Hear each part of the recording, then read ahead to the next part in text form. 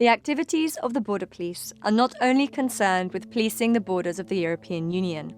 They simultaneously engage in various life-saving activities. I came to research what I call humanitarian border work through my encounters with the daily work of Greek border police active along the land border with Turkey. Such life-saving activities have come to play a large part in the so-called refugee crisis because of the risks refugees face when trying to cross borders. My research asks, why is there a need in the first place for life-saving?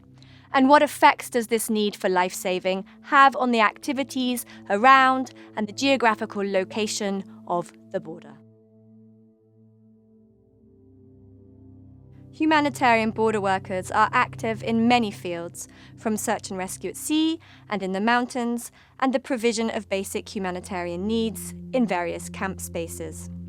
There is a need for such life-saving work in border spaces because in many instances and for many people, border crossing has become a matter of life and death.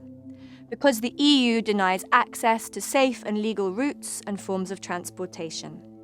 This results in the use of unsafe and irregular forms of transportation by refugees and people seeking a future, or what Greek activists call, maybe more accurately, life seekers.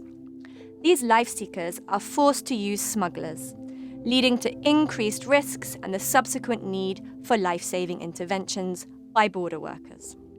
What I call humanitarian border work has three main effects. One, it alters where the border is physically located. For example, European boats rescue life seekers in Libyan territorial waters, meaning that the European border has shifted south.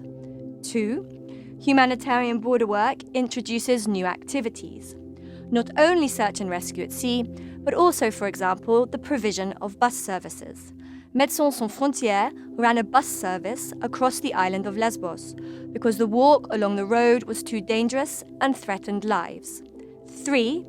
Life-saving introduces new actors into border work, like the aforementioned Médecins Sans Frontières, and grassroots activists and volunteers. The results of these effects is that people are saved. But if we really want to tackle why there is a need for life-saving in the first place, we need to offer safe and legal routes through opening up the EU's visa system and giving life seekers access to airplanes and other forms of legal transport. But this is a political issue that Europe is not ready to face.